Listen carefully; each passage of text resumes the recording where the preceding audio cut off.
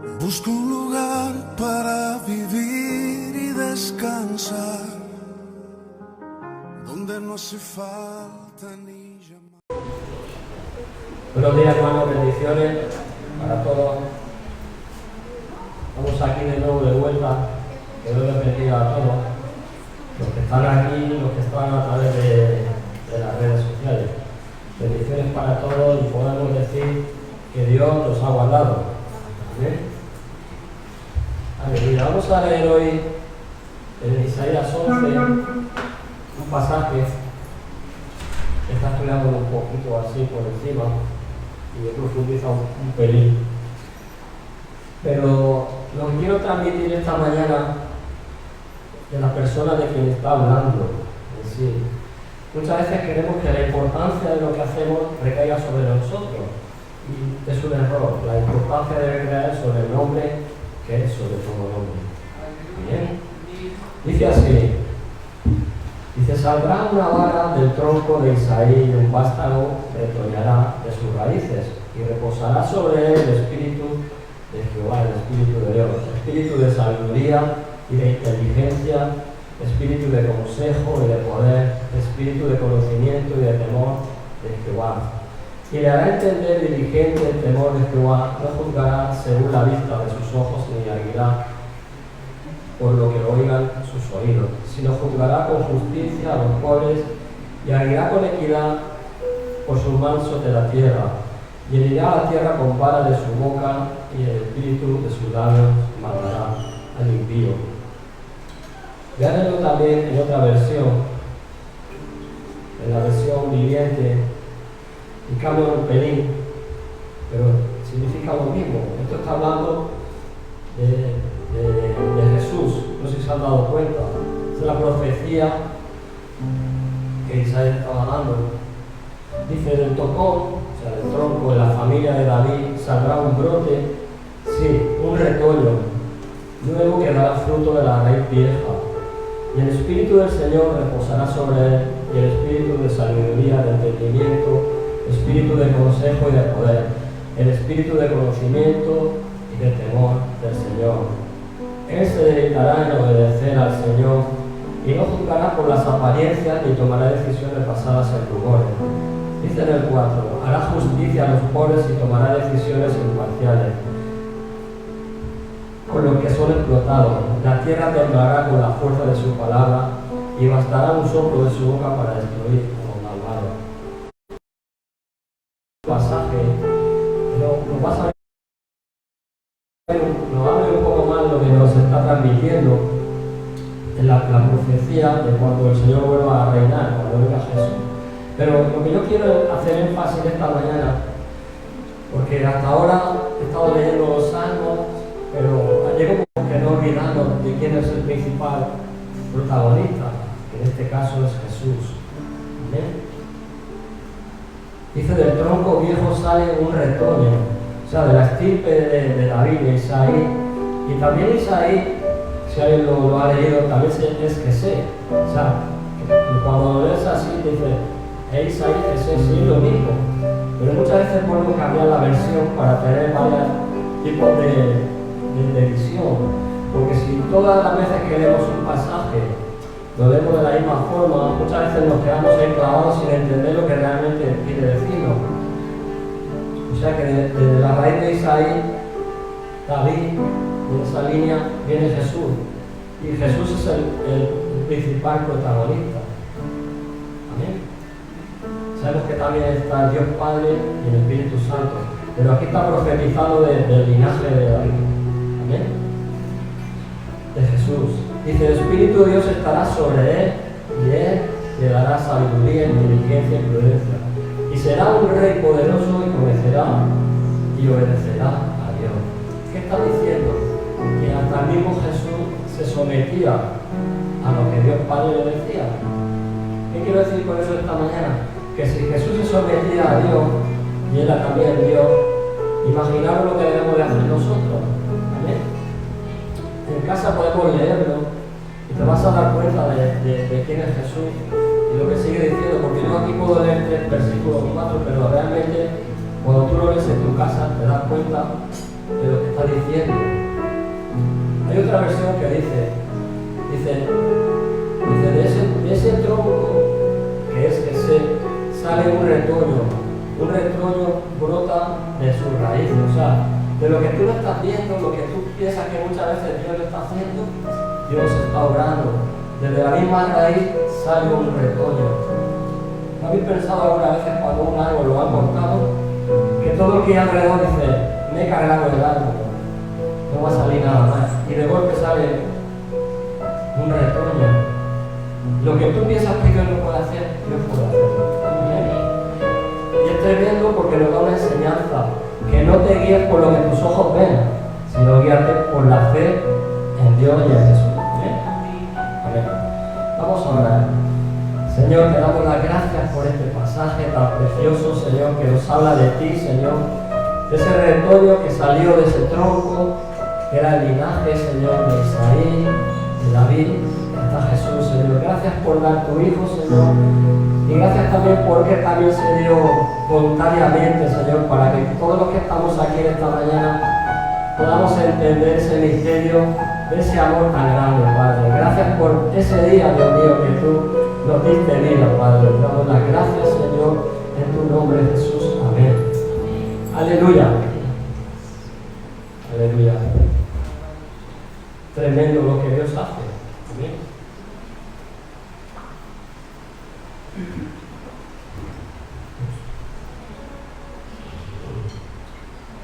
En esta mañana siempre terrible, porque dice la primera canción de puedes danzar con libertad.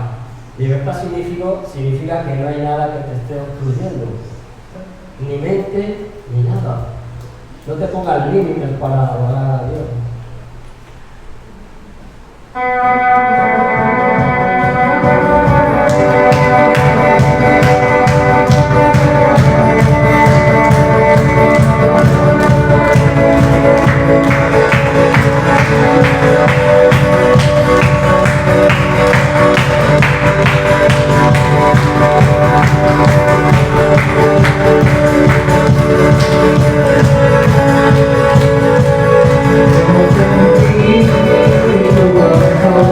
Como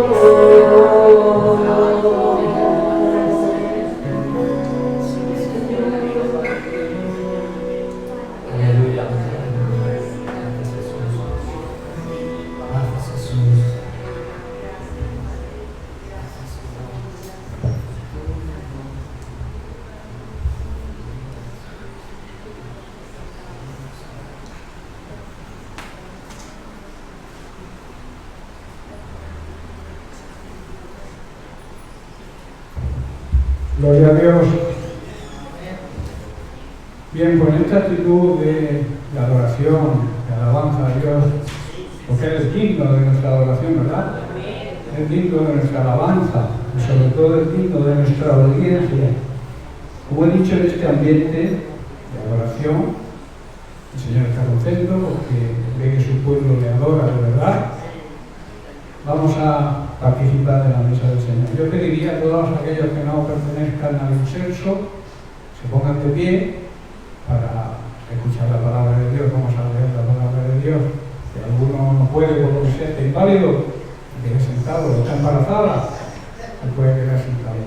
Pero es un acto de reverencia a la palabra de Dios. Vamos a leer en el capítulo 25 de Mateo, 26 de Mateo, donde a partir del verso 26 leemos. Dice: y mientras comían, tomó Jesús el pan y lo bendijo y lo partió y lo dio a sus discípulos y dijo: tomad, comed, este es mi cuerpo. Y tomando la copa y habiendo dado gracias, les dio diciendo: bebed todos de ella, porque esta es mi sangre del nuevo pacto, que por muchos es derramada para perdón, para remisión de los pecados. Y os digo que desde ahora no beberé más de este fruto de la vid hasta aquel día en que lo beba nuevo con vosotros en el reino del Padre, en el reino de los cielos. Y luego el apóstol Pablo, en 1 Corintios 13, dice lo siguiente en el versículo 28: por tanto, pruébese cada uno a sí mismo y coma así del pan y beba de la copa, porque el que come y bebe indignamente, sin distinguir, sin discernir el cuerpo del Señor, que es su iglesia, juicio come y bebe para sí. Por lo cual hay muchos enfermos y debilitados espiritualmente, añado yo, entre vosotros, y muchos duermen, están muertos espiritualmente. Por eso debemos examinarnos a nosotros mismos para así no ser juzgados, mas siendo juzgados somos castigados por el Señor, disciplinados por el Señor, para que no seamos condenados con el mundo, las personas que no creen. Es una realidad. La Iglesia debe saber lo que significa acercarse a la mesa del Señor, lo que significa participar de estos símbolos que Jesús dejó instituidos para que recordáramos lo que hizo por nosotros, que a veces somos tan olvidadizos que se nos olvida. Por eso debemos recordar cada X tiempo lo que Jesús hizo por nosotros y lo que simboliza el pan, que es su cuerpo, es trozado, molido, por nuestros pecados y su sangre derramada para nuestro rescate, también para nuestra sanidad física y también espiritual. Así que de la misma manera que Jesús oró, vamos a pedir a Mario que por favor ore por la copa y por el pan. Querida Madre de Dios, te damos las gracias, Señor, en esta mañana, Señor. Gracias por tu vida, Señor, entregada en la cruz del Calvario, Señor. Gracias porque representa tu sangre derramada y tu cuerpo golpeado, Señor. Gracias por ese amor, Señor, por haberte entregado, Señor, por cada uno de nosotros, Señor. Queremos darte las gracias, Señor. Somos agradecidos ante tu sacrificio, Señor. Gracias por ese amor tan grande, Señor de Dios. Gracias por lo que tú haces en nuestra vida y por lo que harás. Te damos las gracias y te bendecimos en el precioso nombre de tu amado Jesucristo. Amén. Bien, por todos aquellos que estén en paz con Dios, en paz con los hermanos, y si no es el momento para hacerlo, pedir perdón al Señor, y también si tiene que pedir perdón a algún hermano, puedes hacerlo y después te puedes acercar a la mesa del Señor.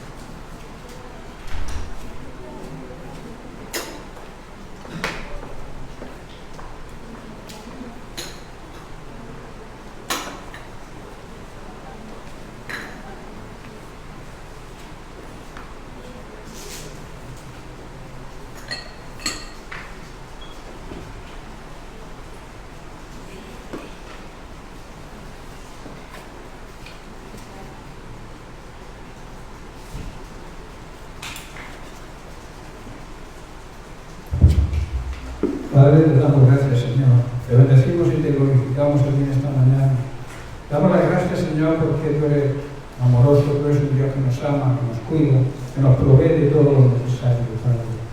Queremos agradecerte también por haber podido participar de estos símbolos, sabiendo lo que significan, que tú un día moriste por nosotros en una cruz y que esa muerte nos da vida a nosotros, Padre. Queremos honrarte y queremos bendecirte y servirte con la excelencia que tú te mereces. Te damos la gloria y la honra a ti, Padre, en el nombre precioso de Cristo Jesús. Amén. Amén.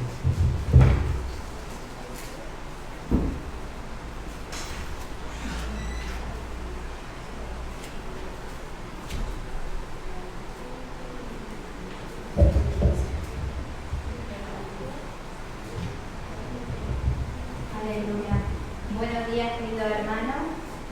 Agradecerles en primer lugar nuestras oraciones. Ya estamos de regreso y gracias por tenernos presentes. Todo ha salido muy bien, perfecto. Y muchas gracias por todo. Esta mañana vamos a presentar la agenda y vamos a leer en el Salmo 8 que dice así: Oh Jehová, Señor nuestro, cuán glorioso es tu nombre en toda la tierra. Has puesto tu gloria sobre los cielos. De la boca de los niños y de los que maman fundaste la fortaleza. A causa de tus enemigos, para hacer callar al enemigo y al vengativo.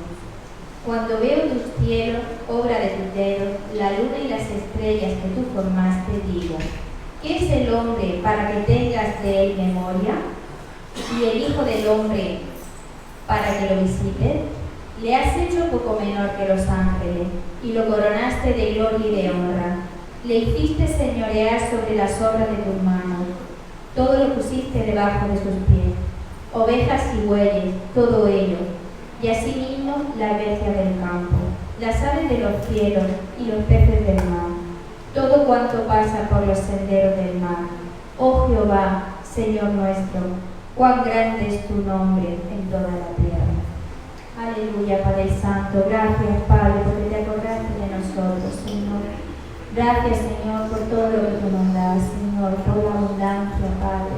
Gracias, Señor, porque tú nos cuidas, Señor. Gracias, Padre. Te pedimos, Señor, por esta cena en esta mañana, Señor, que vengamos gozosos y alegres, Padre. Te damos gracias, Señor, porque tú nos guardas, Padre. Gracias, Señor, por aquellos hermanos que no han podido venir, Padre, que tú los cuides también, Señor. Gracias por la ofrenda, bendícela grandemente, en el nombre de Jesús. Amén.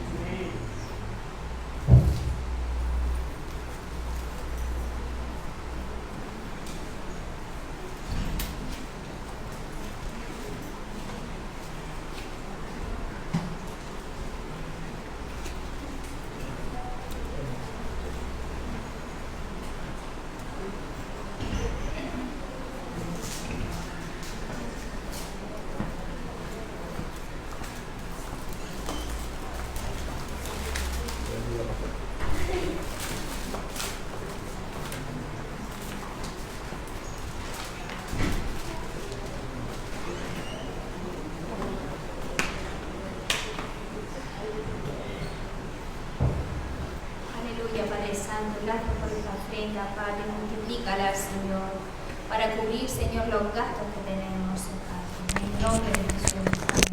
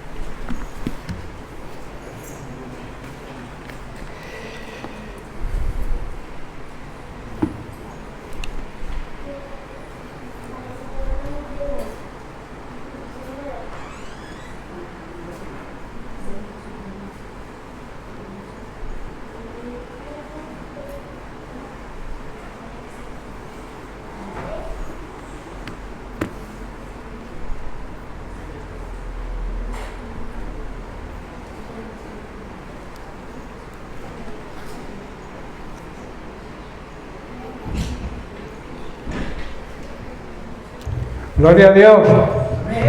Dios es bueno. ¿Estamos contentos? ¿Estamos dichosos, gozosos, felices? Es el día del Señor y debemos transmitir ese gozo y esa paz que nos trae Él, ¿no? Cuando estamos en su presencia, Él nos llena de su paz, de su gozo. Así que no quiero ver ningún rostro, ya me entendéis, con cara de palo. Quiero ver gozo, alegría. ¿Sabéis lo que significa gozo? Alegría en el alma. Y esa alegría debe ser reflejada en nuestro rostro. Que la gente vea que somos gente animosa, feliz, dichosa. Amén. Bien, pues hoy vamos a comenzar un tema nuevo. Vamos a tratar el siguiente tema. Lo he titulado Seguir a Cristo. ¿Estamos siguiendo a Cristo? ¿Sabemos lo que significa realmente seguir a Cristo? Yo creo, deseo que durante el tiempo que estemos con esta serie de mensajes podamos llegar precisamente a entender eso, lo que significa seguir a Cristo, lo que significa también lo que cuesta seguir a Cristo, que muchos no creen, no saben, no entienden o no están dispuestos a pagar el precio de lo que significa seguir a Cristo. Primero debemos saber que para seguir a alguien hay que estar cerca de él, ¿verdad? Tú no puedes seguir a alguien a distancia, porque en una curva se te pierde, ¿verdad? Seguir a Cristo es estar cerca de Él. Estar cerca de alguien significa estar en un mismo sentir, en un mismo pensar, opinar de la misma manera.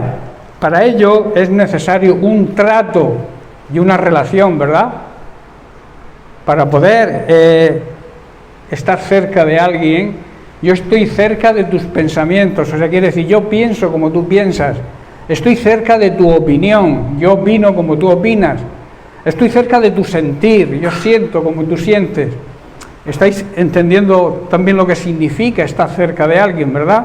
Estar, digamos, de acuerdo con lo que esa persona piensa, opina o siente. En nuestro caso, como creyentes y seguidores de Cristo, debemos tener el mismo sentir, el mismo pensar y la misma opinión que Él tiene. No podemos decir que seguimos a Cristo, que estamos cerca de Él y vamos en otra dirección de pensamiento, de sentimiento o de opinión. Amén. Debemos seguir a Cristo. Estar cerca de Cristo significa precisamente eso, tener el mismo espíritu que tiene Cristo, pensar, sentir y opinar como Él opina. Vamos a hacer algunas consideraciones. La primera es, ¿qué debemos hacer para estar cerca de Cristo? Porque estar cerca de Cristo, ¿qué significa? ¿Qué hay que hacer para estar cerca de Cristo?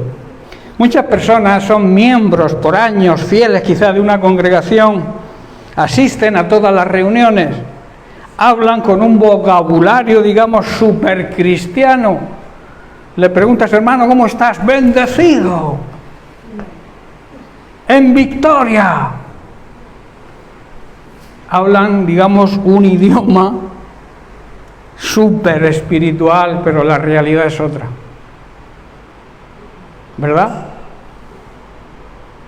La realidad es que muchas personas dicen que viven en victoria, muchas personas dicen que están bendecidos, pero realmente no es así. Y eso es un problema lamentable, porque lo que el Señor quiere precisamente es bendecirnos.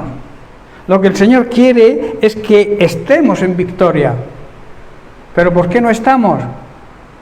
Porque no estamos cerca de Cristo.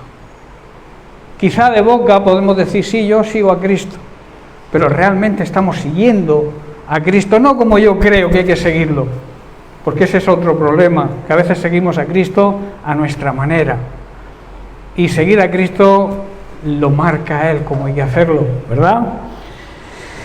Por tanto, deberíamos plantearnos a lo largo de estos mensajes, de este estudio, una serie de preguntas. La primera es, ¿cómo está nuestra relación con Jesucristo? me gustaría que tomarais nota y apuntarais esa primera pregunta, porque son varias preguntas que vamos a tratar a lo largo de lo que dure, no sé, las semanas que estaré con este tema. Pero sería bueno que tomáramos nota y que después en casa, en nuestra intimidad con el Señor, nos hiciéramos este tipo de preguntas. ¿Cómo está nuestra relación con Jesucristo? En 1 Corintios capítulo 1, versículo 9, Pablo dice lo siguiente: fiel es Dios, por el cual fuisteis llamados a la comunión. Esa palabra comunión significa relación íntima con su Hijo Jesucristo, nuestro Señor. ¿Qué significa tener una relación de intimidad con Jesucristo? Porque eso suena, digamos, muy espiritual, pero pasándolo a la práctica, ¿qué significa tener comunión íntima con Cristo? Tener comunión íntima con su palabra, conocer su palabra, porque conocer a Cristo, conocer su palabra es conocer a Cristo. Y como veremos a lo largo del estudio, conocer a Cristo es conocer al único Dios verdadero. ¿Estáis comprendiendo? O sea, la realidad de una relación íntima con el Señor se plantea a través de seguir su palabra, de meditar en su palabra. Y claro está, ponerla por obra, porque no nos sirve de nada estudiar, meditar la palabra de Dios y no aplicarla a nuestra vida. Entonces queda como una declaración de buenas intenciones, pero de ahí no pasa. Nosotros debemos aplicar la palabra a nuestra vida para que surta el efecto necesario. David también declara en el Salmo 25, en el versículo 14, lo siguiente: la comunión íntima del Señor es con los que le temen, y a ellos hará conocer su pacto. Esto es una gran declaración de David que deberíamos hacerla nosotros y entenderla, porque ¿qué significa una comunión íntima con el Señor? Dice que Dios tiene comunión íntima ¿con quién? Con los que le temen. Y temer, ¿sabéis lo que significa?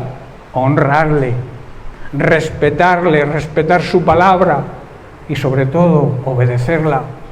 Entonces Dios le va a revelar el propósito que tiene para su vida, su plan, para la vida de cada uno, nos lo va a revelar si andamos en obediencia, si le honramos y le respetamos.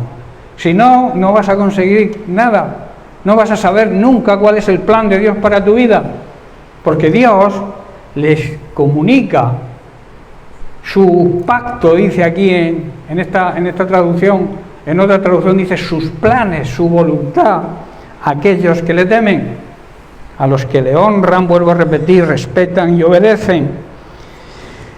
Si no es así, te puedo asegurar que nunca vas a saber cuál es el plan de Dios para tu vida. También en Proverbios capítulo 3, versículo 32, su hijo Salomón dice lo siguiente: el Señor abomina, que significa aborrece, siente náuseas con el perverso. ¿Sabéis qué es una persona perversa? Una persona sumamente mala que causa daño intencionadamente. Dice que Dios a este tipo de personas siente náuseas, los aborrece. Y luego añade, más su comunión íntima es con los justos. Los justos son aquellos que viven según justicia y razón, que son justos en toda su manera de vivir.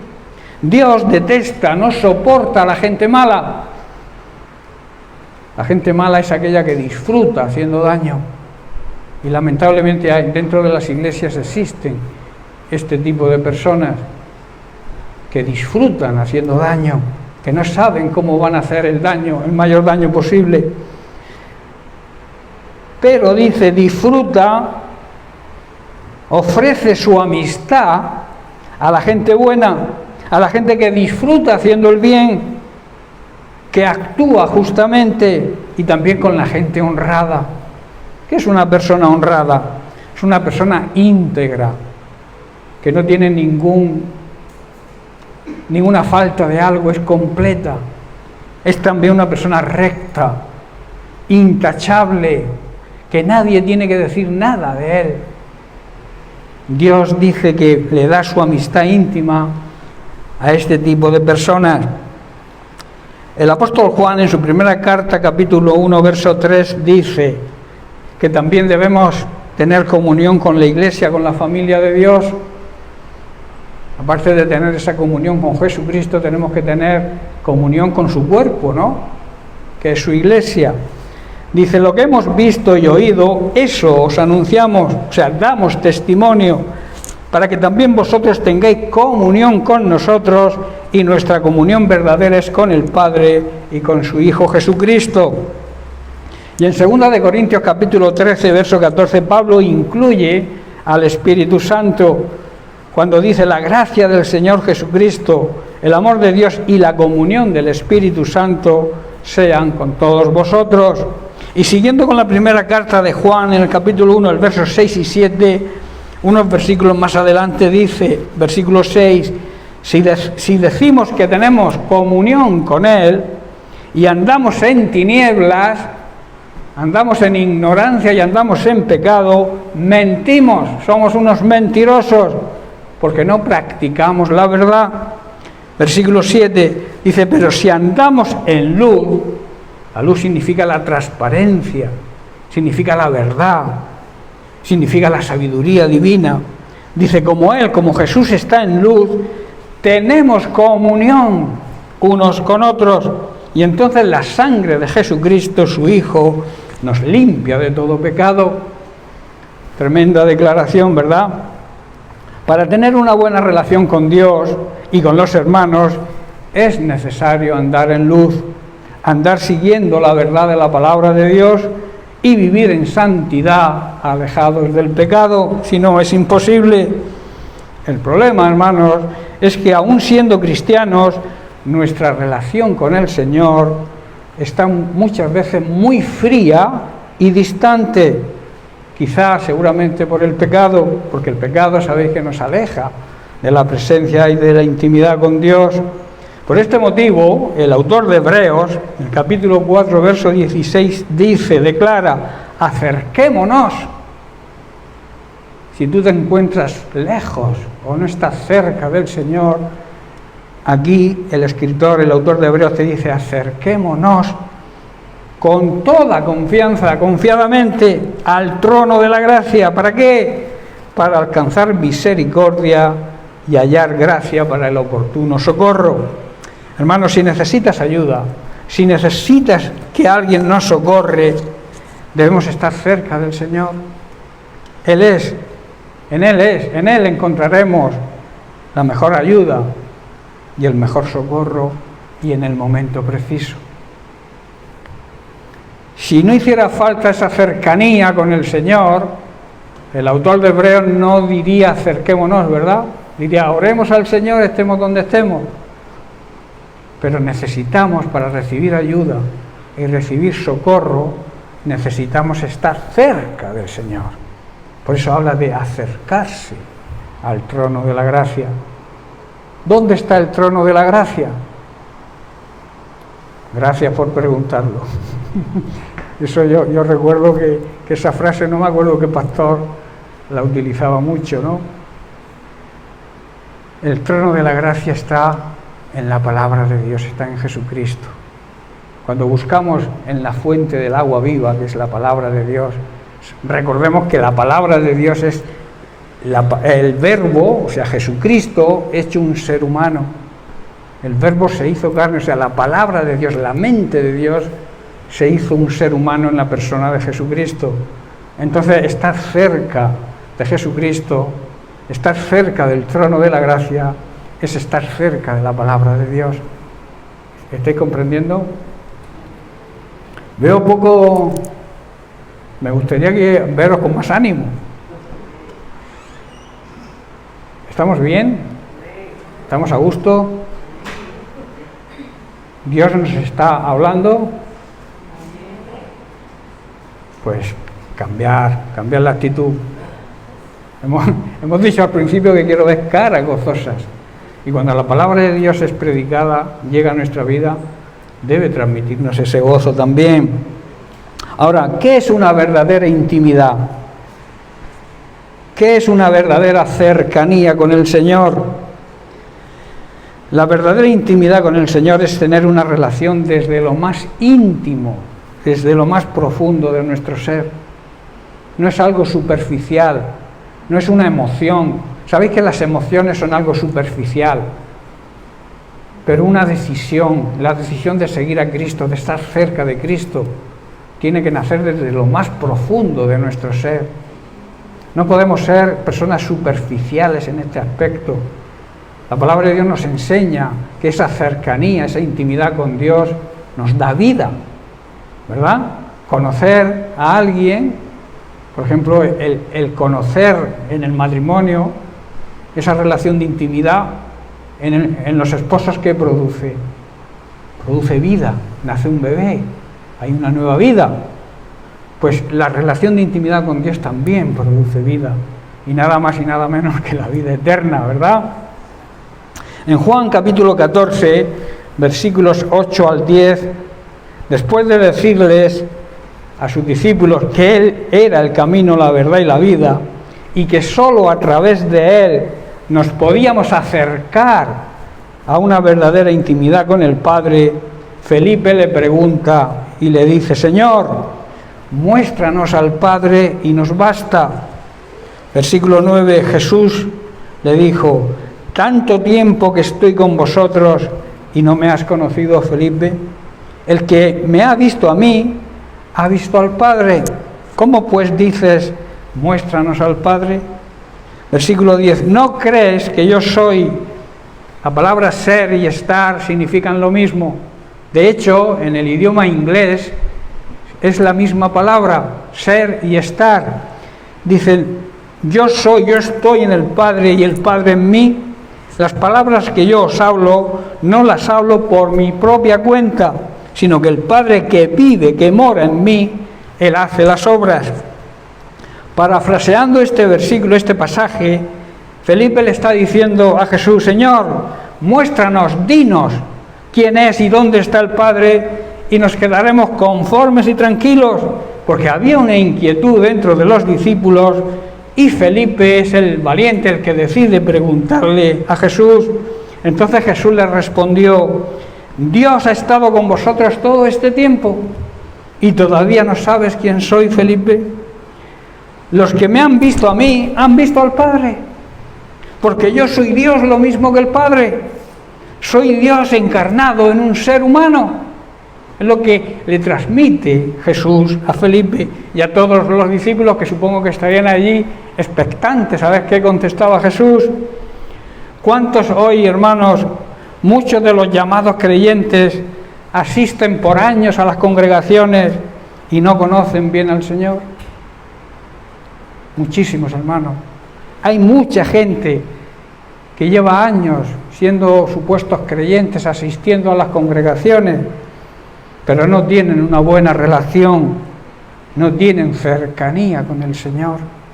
Y claro, andan con una vida, digamos, mediocre, porque no saben ni lo que Dios quiere de sus vidas. Hoy están aquí, mañana si se les apetece se van a otro sitio, porque andan desorientados, porque no viven cerca del Señor, viven cerca de sus ideas, viven cerca de sus, digamos, planes. Y para estar cerca de Cristo, estar cerca del Señor, debemos priorizar sus planes por delante de los nuestros. No buscar lo que yo quiero, buscar lo que Él quiere, ¿verdad? ¿Cómo me pides que te muestre al Padre, Felipe? ¿Acaso no crees que yo estoy en el Padre y el Padre está en mí?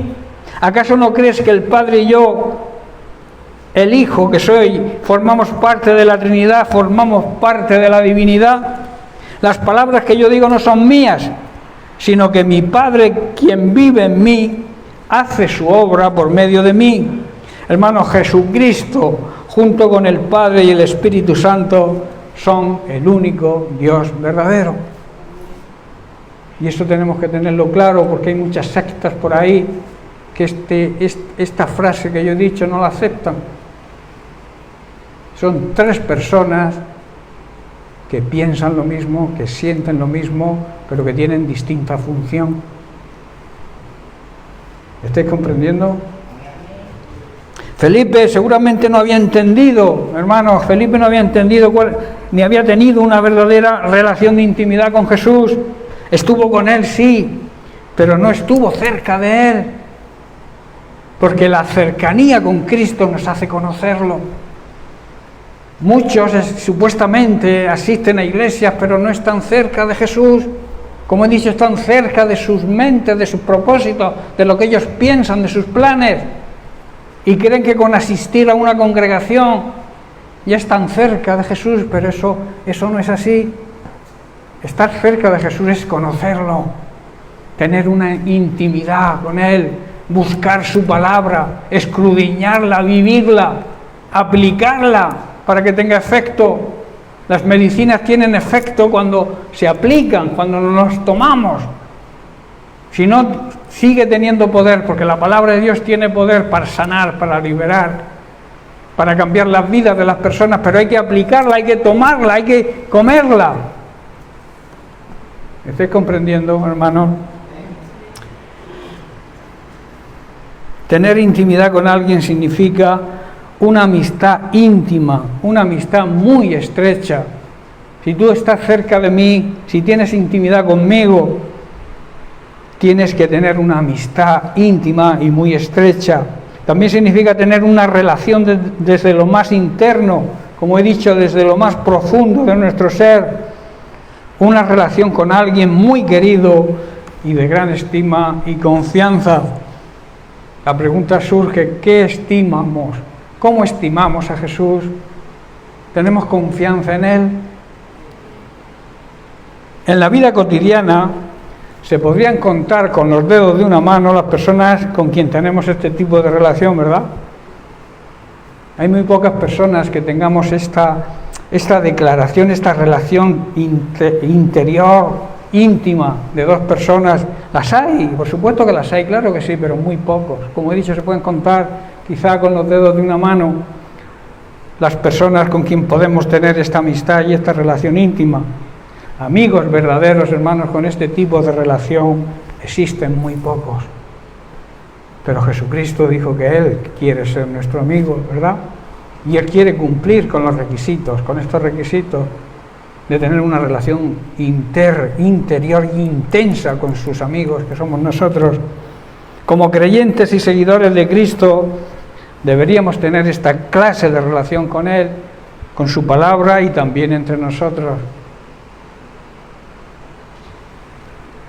Job declara en el capítulo 42, verso 5, de oídas te había oído, mas ahora mis ojos te ven.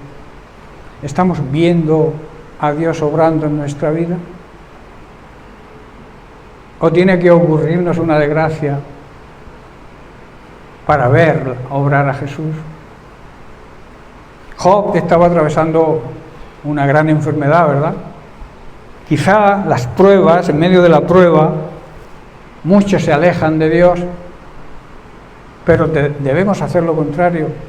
Debemos buscar esa cercanía con Él para poder ver y experimentar el poder y la gloria, porque Él es glorificado en medio de nuestras pruebas.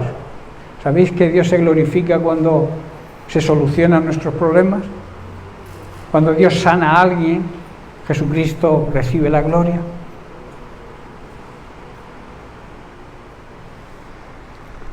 De oídas te había oído. Mucha gente ha oído hablar de Jesús, pero no lo ven. Y me refiero a muchos llamados creyentes que asisten a las congregaciones. Muchos han oído de Jesús, pero no todos lo ven con sus ojos. Y más que nada con sus ojos espirituales. Ver a Dios actuando en nuestra vida es lo más importante.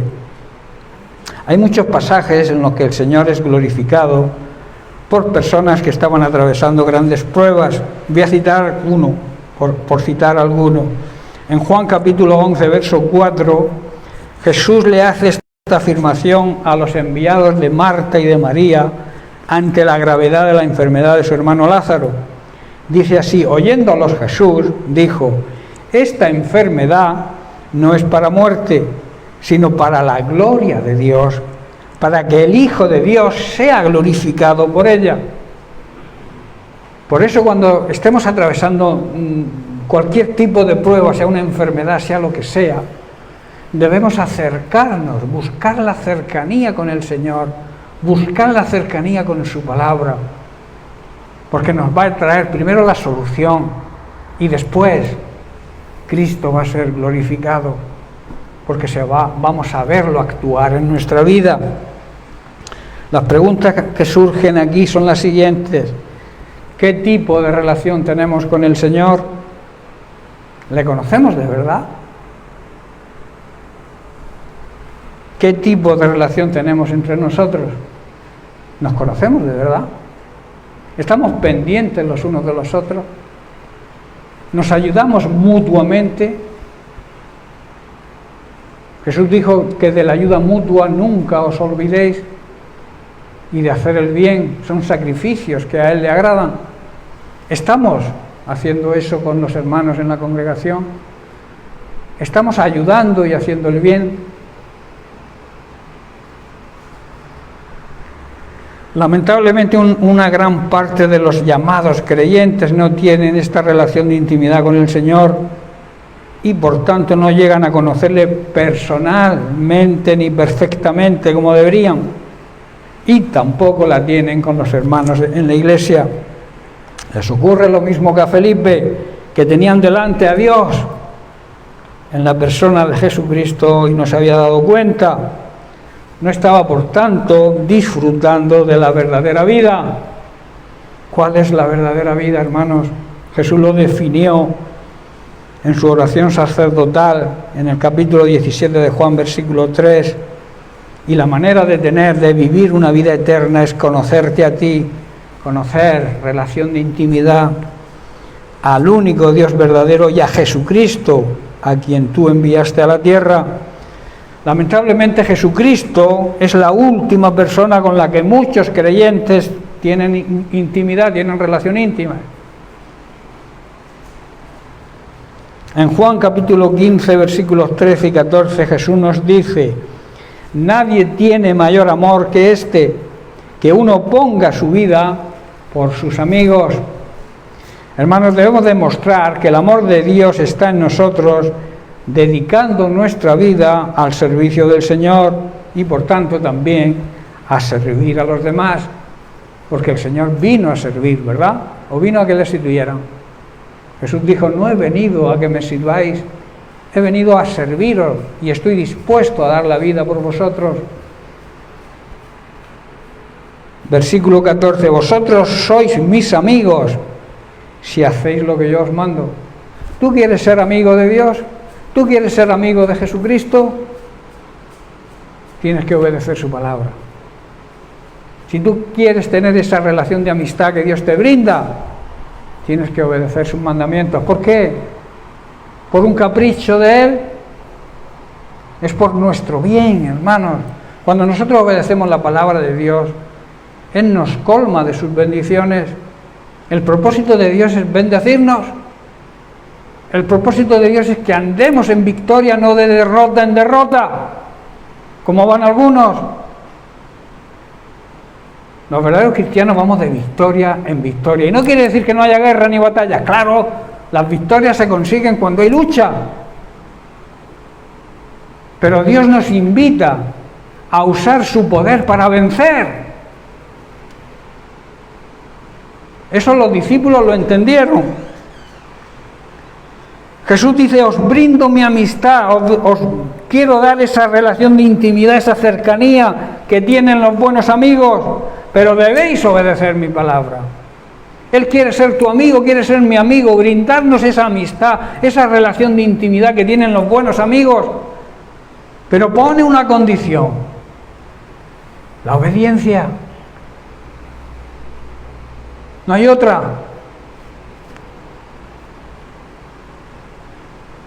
Jesús tenía y deseaba tener con sus discípulos y hoy con nosotros ese tipo de amistad.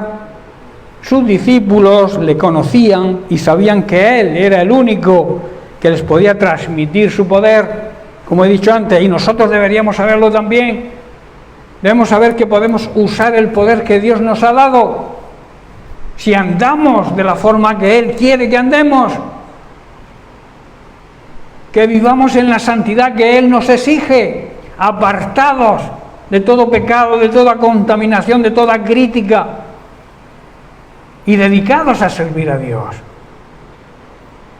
¿Cuál es el servicio? ¿Cuál es la obra que Dios quiere que hagamos como iglesia, como cuerpo de Cristo que somos? Llevar el Evangelio a toda criatura. Pero para eso se requiere una vida de santidad, apartados de todo pecado y dedicados al uso sagrado de servirle. Y en esa gran comisión que nos encargó. En Lucas capítulo 10, versículo 19 dice, Jesucristo te dice hoy a ti, he aquí te doy potestad de pisotear para aplastar serpientes y escorpiones, que representan las autoridades espirituales malignas, y sobre toda fuerza del enemigo, sobre toda la batería de maquinaciones, mentiras y trampas que el enemigo prepara para destruirte, y añade, y nada te hará daño. Hermanos, Dios nos da ese poder y esa autoridad, pero cuando andamos de acuerdo a su palabra, cuando andamos en el temor de Dios, cuando le honramos, le respetamos y le obedecemos. Y el versículo 20 añade, pero no os regocijéis de que los espíritus se os sujeten, sino regocijaos de que vuestros nombres están escritos en los cielos. No se alegren de que los espíritus malos les obedezcan. Alégrense porque sus nombres están escritos en el cielo. Hermanos, esta autoridad que Dios da, esa autoridad que Dios nos transmite, y ese deseo de conocerlo cada vez más, nace como consecuencia de esa buena relación de intimidad con Él.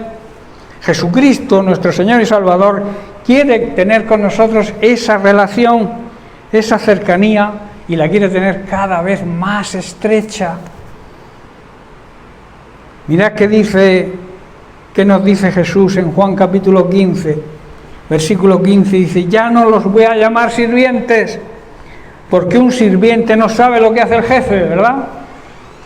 Los llamo amigos porque les he contado todo lo que me enseñó mi Padre.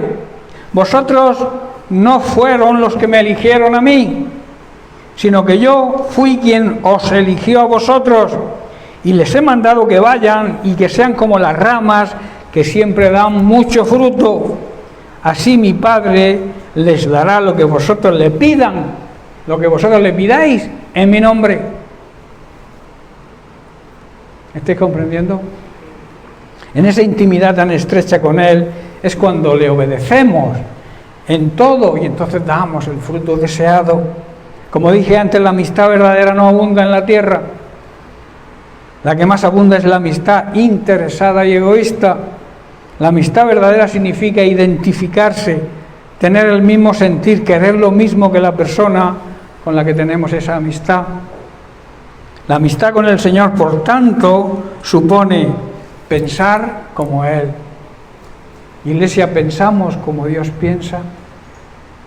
¿Nuestros pensamientos están enfocados a la palabra de Dios, que es su mente, que es lo que Él piensa? ¿Sentimos lo mismo que siente el Señor? ¿Sentimos el mismo amor por los que se pierden que el Señor siente? ¿Tenemos la misma visión, la misma meta, el mismo propósito? ¿Tenemos en definitiva el mismo espíritu, el mismo corazón de nuestro Señor? Son preguntas que deberíamos hacernos, porque eso demuestra, si las respuestas son afirmativas, demuestra que estamos cerca de Cristo. La amistad con el Señor, por tanto, significa ser como Él es. Hermanos, a través de una verdadera relación de intimidad con nuestro Señor, somos capacitados, Dios nos capacita para obedecer y dar fruto, y como consecuencia nos hacemos acreedores a todas sus bendiciones. La pregunta de Jesús a Felipe, y que debemos aplicarla, hermanos, a nuestra vida: tanto tiempo que estoy con vosotros y no me habéis conocido. Tanto tiempo estás conmigo y no me has conocido, y ahí puedes poner tu nombre. En vez de Felipe podemos poner el nuestro, ¿verdad?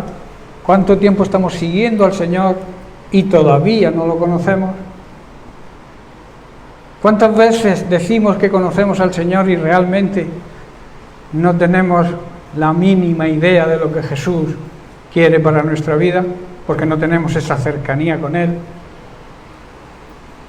Tanto tiempo asistiendo a una congregación y todavía no conocemos bien al Señor. Eso es lamentable.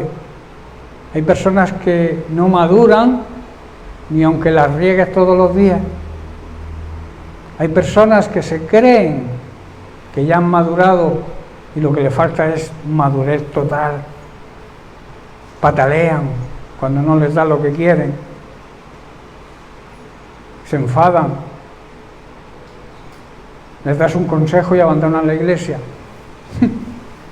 Vaya una madurez. Vaya una madurez.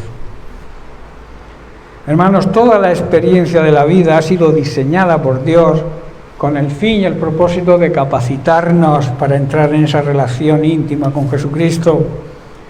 La realidad de muchos creyentes es que conocen las bendiciones, desean las bendiciones, conocen la palabra de Dios, pero ¿están cerca de Dios?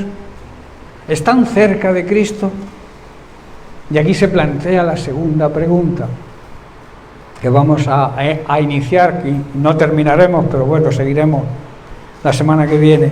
La segunda pregunta es: ¿conocemos realmente a Dios? ¿Qué es conocimiento? ¿Qué es conocer a alguien? Tener trato y comunión. También tener una relación íntima. Amigos de verdad, ¿no? Y en el matrimonio significa tener relaciones íntimas. Cuando José conoció a María, tuvieron hijos y tuvieron hijas, ¿verdad? Habla de esa relación de intimidad que hay que tener con Cristo para producir la vida eterna. En el Antiguo Testamento los profetas y otros siervos de Dios decían que sobre todo conocimiento el ser humano debe anhelar el conocimiento de Dios y anhelar su poder. Esto no es algo no es saber algo acerca de Cristo o de Dios. Muchos creen que por saber que Dios existe y que envió a Jesucristo a la cruz por nosotros, con eso basta. Pero no se trata de saber algo acerca de Dios, se trata de conocer profundamente a Dios. ¿Me estáis comprendiendo? Pues yo creo que la humanidad entera ha oído hablar del Señor, pero eso no significa conocer a Dios.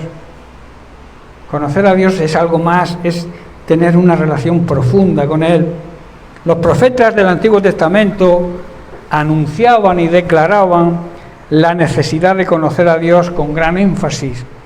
En el Nuevo Testamento se halla el mismo concepto sobre ese conocimiento.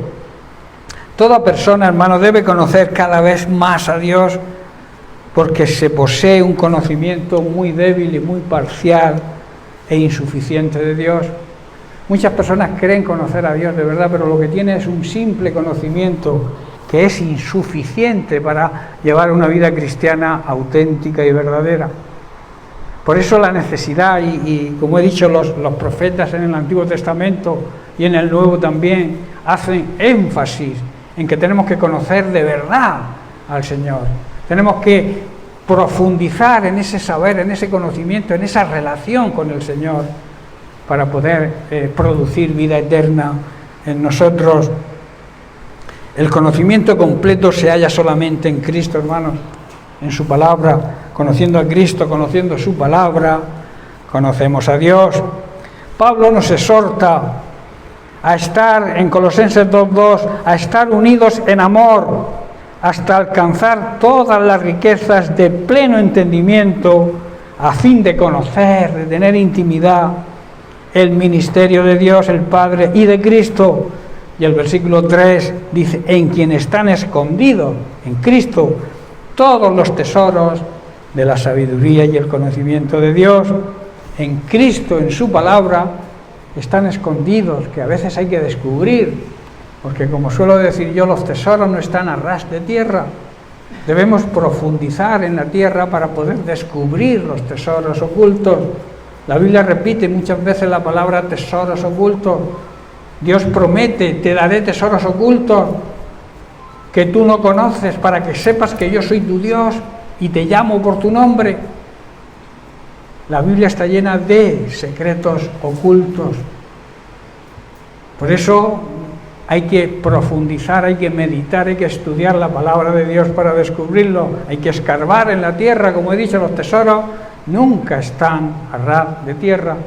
Y también los tesoros tienen una cualidad que es algo muy valioso. Cuando alguien habla de tesoro, habla de algo de gran valor. Por eso nuestros tesoros, los tesoros que enviemos al cielo tienen que ser de gran valor, y los tesoros que enviamos al cielo no son las posesiones que tengamos aquí en la tierra, porque eso para Dios no vale nada. Todo va a ser quemado por el fuego en su día. Lo que realmente perdura y está en el cielo son esos tesoros que enviamos, esas buenas obras, esa buena actitud, esa obediencia a Dios. Es lo que vamos a encontrar cuando lleguemos a la presencia de Dios. Por eso dice que en Él, en Jesucristo, están escondidos todos los tesoros de la sabiduría y el conocimiento. Y luego añade en el versículo 9, en quien, o sea, en Jesucristo, habita corporalmente toda la plenitud de la deidad. ¿Qué quiere decir? Que en Cristo habita toda la plenitud de Dios en un cuerpo humano, en un ser humano. Por eso aquellos que niegan la divinidad de Cristo están en un completo error, porque en Cristo habita la plenitud, o sea que no cabe más, de la divinidad de Dios. Jesucristo, hermanos, es Dios, y que nadie te tuerza esa verdad, que nadie te involucre en sus ideas al decirte que Jesucristo no es Dios. Jesucristo es un Dios menor, como algunos aseguran, algunas sectas.